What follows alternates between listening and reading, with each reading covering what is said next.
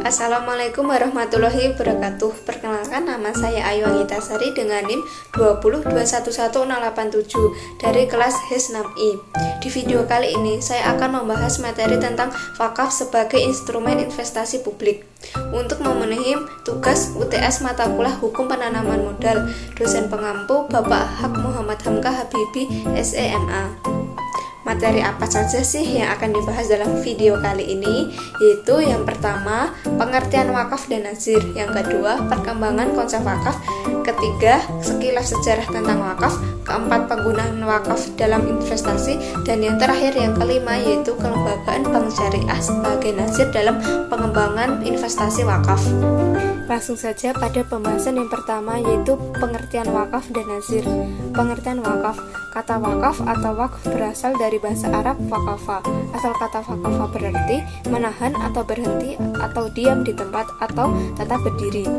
Wakaf adalah perbuatan seseorang untuk memisahkan sebagian harta benda atau harta miliknya dimanfaatkan untuk kepentingan ibadah dan kesejahteraan umum. Para ahli fikih berbeda pendapat dalam mendefinisikan wakaf menurut istilah. Berbagai pandangan tentang wakaf menurut istilah sebagai berikut, yaitu yang pertama, mazhab Hanafi. Beliau berpendapat bahwa wakaf adalah menahan suatu benda yang menurut hukum tetap milik si wakif dalam rangka memanfaatkan untuk kebajikan. Yang kedua, mazhab Maliki berpendapat bahwa wakaf itu tidak melepaskan harta yang diwakafkan dari kepemilikan wakif. Namun, wakaf tersebut mencegah wakif melakukan tindakan yang dapat melepaskan kepemilikannya atas harta tersebut kepada yang lain, dan wakif berkewajiban menyedekahkan manfaatnya serta tidak boleh menarik kembali wakafnya. Menurut pendapat yang ketiga, yaitu dari mazhab Syafi'i dan Ahmad, berpendapat bahwa wakaf adalah melepaskan harta yang diwakafkan dari kepemilikan wakif setelah sempurnanya prosedur perwakafan. Selanjutnya yaitu pengertian nazir. Nazir berasal dari kata kerja bahasa Arab yang mempunyai arti menjaga, memelihara, mengelola, dan mengawasi. Adapun nazir adalah isim fa'il dari kata nazir yang kemudian dapat diartikan dalam bahasa Indonesia dengan pengawas atau penjaga. Sedangkan nazir wakaf atau biasa disebut nazir adalah orang yang diberi tugas untuk mengelola wakaf. Secara istilah, nazir adalah orang atau sekelompok orang dan badan hukum yang diserai tugas oleh wakif atau orang yang berwakaf untuk mengelola wakaf. Materi yang kedua yaitu perkembangan konsep wakaf.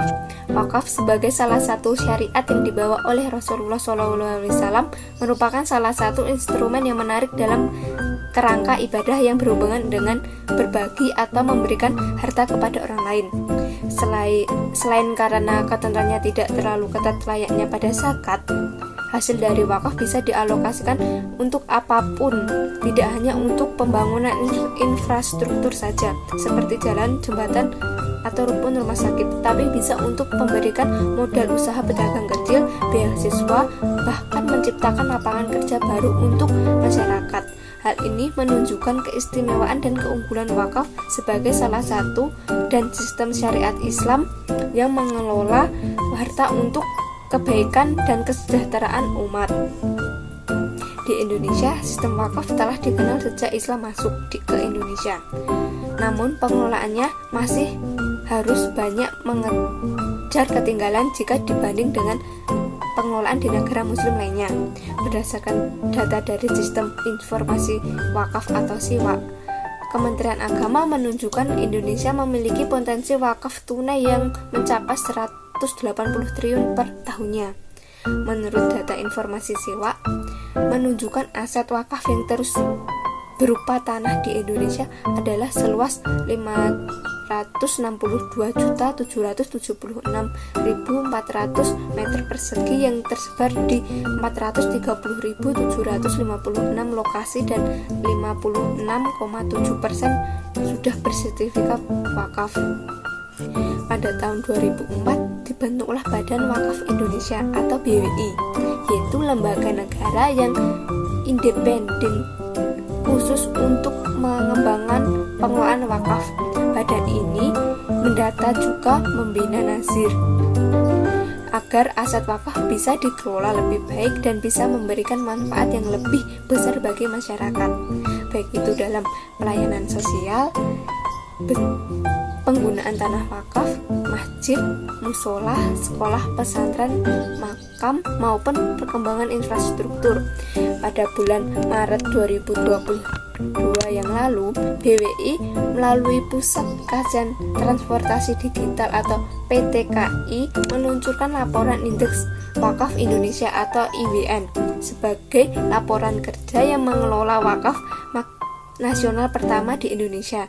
Dengan adanya IWN ini diharapkan seluruh masyarakat turut memantau perkembangan wakaf terkini. IWN sebagai laporan kinerja yang transparan dan mendukung oleh sistem yang terpercaya dapat meningkatkan kredibilitas IWN sebagai lembaga pengelolaan wakaf yang berkualitas dan profesional.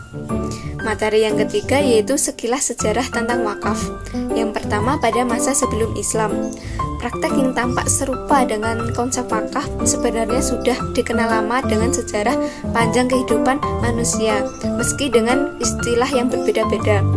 Di zaman Mesir kuno, ketika masa pemerintah Raja Rames kedua mempraktekkan pengelolaan tanah milik kerajaan dan para orang kaya yang sekilas tampak serupa dengan konsep wakaf, di mana pada hasil pengelolaannya dilibatkan kepada para tokoh agama.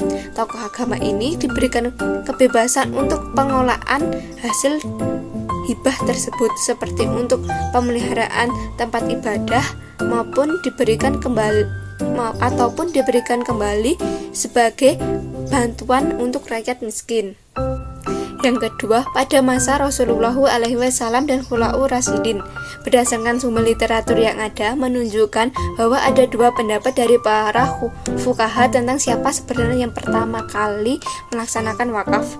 Menurut pendapat yang pertama, sebagian ulama mengatakan bahwa yang pertama kali melaksanakan syariat wakaf ini adalah Rasulullah SAW, di mana beliau mewakafkan tanahnya untuk kemudian dibangun Masjid Quba. Masjid ini dikenal sebagai masjid pertama yang dibangun Rasulullah setelah hijrah ke Madinah. Masjid Quba ini dibangun di tahun 622 Masehi, terletak sekitar 400 km dari utara kota Mekah. Kemudian 6 bulan berikutnya Rasulullah SAW mewakafkan 7 kebun kurma di Madinah, dibeli dari 2 anak yatim Bani Najjar senilai 800 dirham. Di tanah inilah dibangun Masjid Nabawi. Menurut pendapat yang kedua, sebagian ulama berpendapat bahwa yang pertama kali melaksanakan syariat wakaf adalah Umar bin Al-Khattab. Bagian tanahnya di Khaybar. Wakaf yang dilaksanakan oleh Umar bin Al-Khattab ini ternyata mendorong para sahabat lainnya untuk bersegera dalam mewakafkan hartanya, seperti Abu Talhah yang mewakafkan kebun kesayangannya. Sepeninggalan Rasulullah SAW, wakaf tetap dikelola dengan baik. Di zaman Umar bin Al-Khattab, Baitul Mal sudah dilembagakan dan bersifat independen dan dilengkapi dengan sistem administrasi yang baik yang didukung dengan adanya dewan atau lembaga yang menjaga, mengatur pemasukan dan penyaluran dana untuk pengurus dan bagi yang berhak menerimanya. Materi yang keempat yaitu penggunaan wakaf dalam investasi. Salah satu inovasi produk keuangan yang dapat dimanfaatkan adalah cash wakf link suku retail atau CWLS retail. CWLS atau suku wakaf adalah investasi dana wakaf uang yang dikelola negara dan imbalannya disalurkan oleh nazir atau pengelola dana untuk membiayai program sosial dan pembiayaan ekonomi umat. CWLS diberikan oleh Kementerian Keuangan atau Kemenkeu Republik Indonesia seperti obligasi retail negara lainnya. Jadi dana wakaf dijamin amanah dan produktif. Lalu bagaimana cara berwakaf melalui suku wakaf? Wakif atau pemberi wakaf dapat membayarkan sejumlah uang melalui lembaga keuangan syariah penerima wakaf uang atau LKS PWU seperti bank.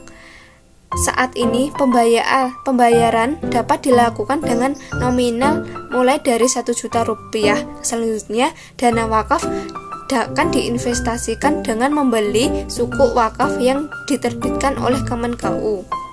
Dana hasil penjualan sukuk wakaf akan diinvestasikan oleh pemerintah untuk program pembiayaan yang tercantum dalam perjanjian sukuk. Pemerintah akan memberikan imbal hasil investasi pembiayaan sukuk berupa kupon kepada nazir untuk pembiayaan program atau kegiatan sosial dan penyaluran dana wakif, misalnya untuk pelaksanaan program pembangunan dan pengembangan aset wakaf yang bersifat fisik seperti rumah sakit, klinik kesehatan, madrasah, pesantren, dan sarana prasarana sosial lainnya.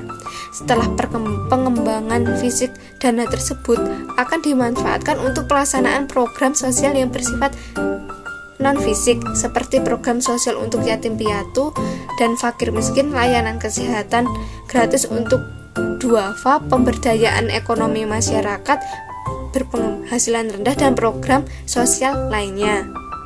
Menariknya, setelah masih jatuh tempo dapat mengambil kembali dana pokok sukuk wakaf.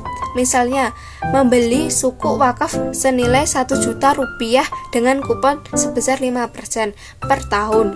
Wakif akan mendapatkan kembali 1 juta rupiah pada satu jatuh tempo, sedangkan imbal hasil yang dari kupon sebesar 5% akan disalurkan untuk wakaf. Artinya, ketika wakif membeli sukuk wakaf berinvestasi dan menyalurkan keuangannya investasi tersebut untuk dana wakaf. Materi yang terakhir yaitu tentang kelembagaan bank syariah sebagai nazir dalam pengembangan investasi wakaf. Lembaga keuangan memberikan peranan yang sangat penting dalam upaya mengembangkan dan memperdayakan wakaf di Indonesia. Bahkan peranan lembaga keuangan tersebut secara eksplisit ditugaskan dalam Peraturan Pemerintah Nomor 42 Tahun 2006 tentang pelaksanaan tentang wakaf, khususnya pasal 48 ayat 1 yang berbunyi pengelolaan dan pengembangan atas harta benda wakaf uang hanya dapat dilakukan melalui investasi pada produk lembaga keuangan syariah dan atau instrumen keuangan syariah. Penegasan ini tentu saja menimbulkan implikasi perlu adanya suatu kerjasama yang tidak bisa ditawar yang harus dibangun antara pihak pengelola wakaf atau nazir dengan lembaga-lembaga keuangan syariah atau LKS. Penting dan niscaya kerjasama ini karena substansinya yang bertujuan untuk mengelola dan memanfaatkan harta benda wakaf atau mauquf agar lebih produktif dan berdaya guna bagi kemaslahatan umat. Selain itu, kerjasama nazir dan pengelola berguna untuk meningkatkan kepercayaan publik, dalam hal ini wakif, kepada nazir terkait dalam pengelolaan mauquf. Kerjasama tersebut tentunya dibangun atas dasar saling memberikan manfaat setara antara kedua belah pihak. Kerjasama LKS juga membuka pandang investasi berbagai instrumen yang tentu saja sesuai dengan syariat Islam. Berbagai jenis produk investasi yang dilakukan oleh lembaga keuangan syariah diantaranya dalam bentuk yang pertama investasi mudharabah. Melalui investasi lembaga keuangan syariah dengan memberikan modal usaha yang kepada bidang yang telah ditentukan oleh wakif maupun bidang yang dinilai potensial dalam membangkitkan sektor usaha kecil maupun menengah. Yang kedua, investasi musyarakah. Meskipun investasi ini pada prinsipnya hampir sama dengan investasi mudharabah, akan tetapi resiko yang ditanggung oleh LKS lebih sedikit karena modal yang ditanggung secara bersama oleh dua pemilik modal atau lebih. Investasi ini memberikan peluang bagi LKS untuk menyertakan modalnya pada sektor usaha kecil dan menengah atau UKM. Yang ketiga yaitu investasi ijarah. Melalui investasi ini LKS dan atau nazir yang ditunjuk dapat mendayagunakan harta benda wakaf yang kurang produktif, baik dalam bentuk tanah maupun bangunan.